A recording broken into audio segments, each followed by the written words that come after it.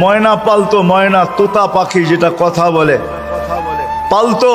একদিন সকালে বাহির হইতেছে, ময়না বড় দামি হয়, অনেক দামি পাখি, তো বাহির হইতেছে। তো ময়না জিজ্ঞাসা করতেছে, মালিক কোথায় যাবে? শিকার খেলতে যাব, শিকার জঙ্গলে। আমার ভাইদের সাথে দেখা হলে আমার একটা সালাম দিও।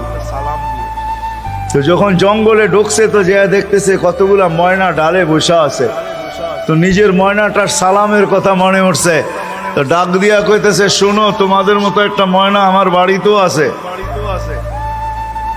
সে তোমাদেরকে সালাম দিছে। এই কথা বলতে দেরি এই ময়নাগুলা ডালের থেকে পড়া মরতে দেরি হয় না।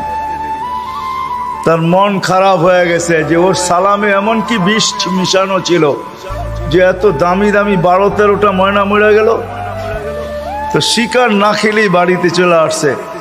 তো ময়না জিজ্ঞাসা করছে, মালিক এত তাড়াতাড়ি ফিরলে, হাতে তো কোনো শিকার দেখি না। তুই কথাই বলিস না। বলে কেন? তোর সালামে এমন কি বিষ ছিল যে তোর সাথীদেরকে সালাম দিতে দেরি, একটু মরতে দেরি হয় নাই। এই কথা বলতে দেরি, নিজেরটাও মরতে দেরি হয় না, ওইটার সাথে সাথে মরে গেছে।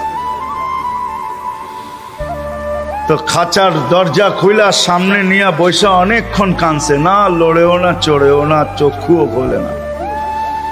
আর কতক্ষণ কানবে? বাস ওইখানে তো ওইখানে লাইখা যেই উঠা দাঁড়াইছে, ময়না বাস উড়া যে চালে বসা গেছে। তো বলছে, এটা কি করলি?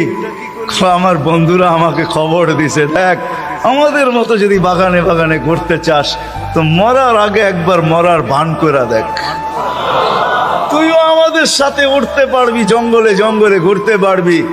ওইটা মরা ছিল না, ও আমাকে চিঠি দিছে, চিঠি বার্তা দিছে, বার্তা দিছে। এই জন্যই আল্লাহ ওয়ালাদের কাছে, যাদের বয়স হয়ে গেছে আর কত করে, জান আল্লাহ ওয়ালাদের কাছে পড়া থাকেন, জান আল্লাহর রাস্তায় পড়া থাকেন।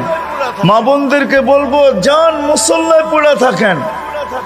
ভাবেন মরার আগে মরে গেলাম, তাইলে চিরদিনের মৃত্যুর থেকে বেঁচে যাব, জান্নাত মিলবে। জান্নাত করবো তো পাক্কা ওয়াদা? আল্লাহ আমাদেরকে আমল করার তৌফিক দান করেন। ওয়া মা আলাইনা ইল্লাল বালাগ।